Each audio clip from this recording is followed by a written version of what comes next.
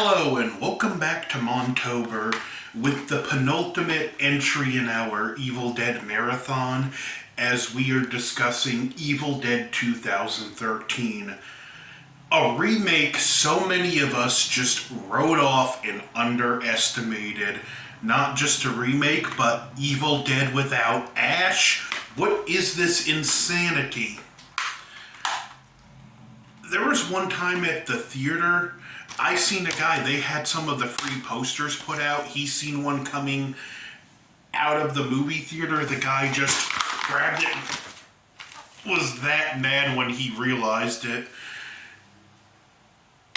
And I literally wrote this movie off, giving it zero chance whatsoever. That being said, how was the movie? Honestly, surprisingly good. It's a much darker take on the Deadites, and yeah, the dialogue around them isn't always as good, because it seems like nowadays the only way writers know how to write possessed people is to make them as vulgar as possible. But it's still a good movie. The plot centers around a group of friends, two of which are a brother and sister, and the sister is trying to beat drug addiction, so they go to a family character. The names are David, Eric, Mia, Olivia, and Natalie. Note the first letter in each of their names, D-E-M-O-N. They spell demon. Nice touch there. We do have a beginning scene with a Deadite getting torched at the cabin, and Mia, when she's going through her detoxes, says she smells something dead. They find what can only be described as a crime scene in the basement. Even one of the support beams to the house has been burnt. Now, here I get your friend is detoxing, but you've discovered a literal crime scene in the cabin you're staying in. Maybe you should get the police down there as soon as possible, because, I don't know, your fingerprints are all over the cabin and now all over the basement you discovered with the crime scene. So maybe you should call the cops to clear your name and not further contaminate an active crime scene. But they find a shotgun and they find the book, which was wrapped in like a trash bag and tied together in barbed wire. This is a different looking Book of the Dead. It doesn't have the face on it. It's still bound in skin. But one nice touch with this book is you have the ancient text and you have modern notes added by people who have read the book over the years, like burn it, smash it, just notes on how to stop them, and just the as layman terms of what to do as possible. It's Eric that discovers the book and starts translating it, and Mia is taken. Now, she does want to leave the cabin, and she gets mad when even her brother won't stick by her, and she breaks this necklace he gave her that it has some meaning behind it, but it's very similar to the necklace Ash gave his girlfriend in the first film.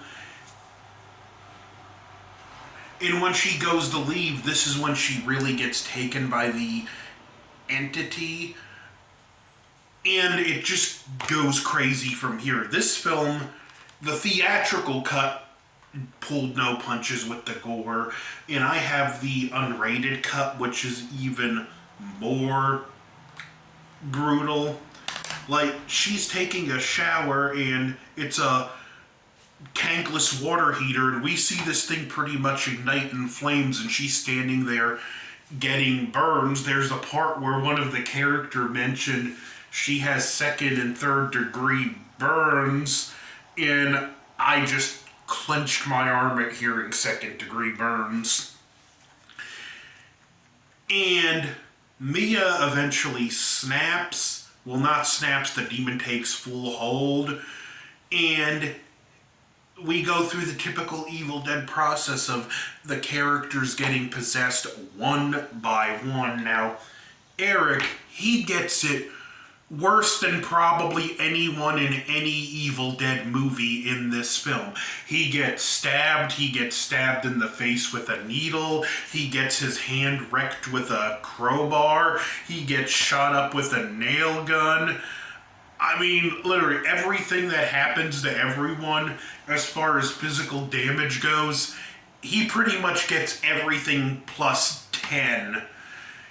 In part of it, you want to feel sorry for him, but he's also the one that read from the book and caused all this, even though he didn't know, so... But he's also probably the actor with the most charisma in the movie. And the one who does go back through the book and figures out, okay, to purify, you either have to burn them, bury them alive, or dismember them. Only way to stop these things. And they added an extra layer with this film that if 5 people are possessed, the sky will bleed and the abomination will appear. So we also have where 5 people can't get possessed or something really, really bad is going to happen. So just an added layer of suspense and mystery that if and when it gets to this point, what is the abomination and how big of a threat is it? So again, just I like what they're doing with this. They really took the basic premise of the original and made it their own. It's not too different from, in some ways, I can kind of draw a parallel to the Death Wish remake. If you can get past no Charles Bronson, this is not a bad movie. If you can get past no Bruce Campbell, this is not a bad movie. That being said, I know getting past that in both is a tall order to fill, but this film did a pretty good job. The actress playing Mia does a good job with the withdrawals, and when she's not cussing like a sailor when she's possessed, she does have some good dialogue where she torments the other members. Now, you've noticed I haven't used much, if any, footage this Montober. That's because, especially with the Evil Dead films, like, these films tend to be pretty graphic, and YouTube doesn't like that, so I can't use any of the good footage, and I don't want to have to go through the extra hassle of not only learning how to blur out the footage, but blurring it out. It's just easier to use static images here and there. But it is what it is, and as I was saying, we finally get to where it's just, they're dropping like flies, so David rigs up a defibrillator and decides to go for the buried alive, hoping he can re-jump her heart. There's an altercation in the basement. Eric gets killed, and he buries her alive before she just verbally torments him more. And he uses the defibrillator, which works, and it looks like it's all good. Everyone get to go home. But no, Eric stabs. He goes back into the cabin, gets the keys, and he goes to grab a picture of all of them. And the possessed Eric stabs him in the neck. He gives Mia the keys, tells her to leave, and shoots the thing of gasoline, setting the whole cabin on fire. But he gets possessed before his corpse burns up, so 5 have been taken. And,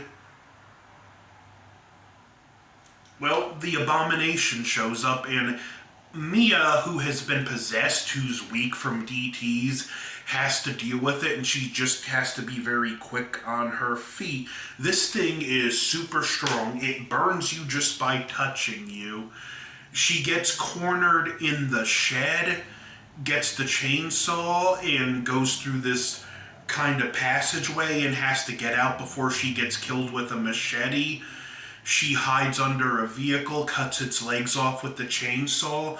Then the abomination flips the vehicle with one arm, getting Mia's hand pinned under it. And she literally has to pull till she rips her own hand off to grab the chainsaw, shove the nub of her hand through the handle, and cut the abomination. This sequence was great, and talk about doing anything to survive. She really earned her stripes in this scene. And depending which cut you have, you may or may not get a scene in the credits. Now, she does go back before she leaves and picks up the gift her brother gave her.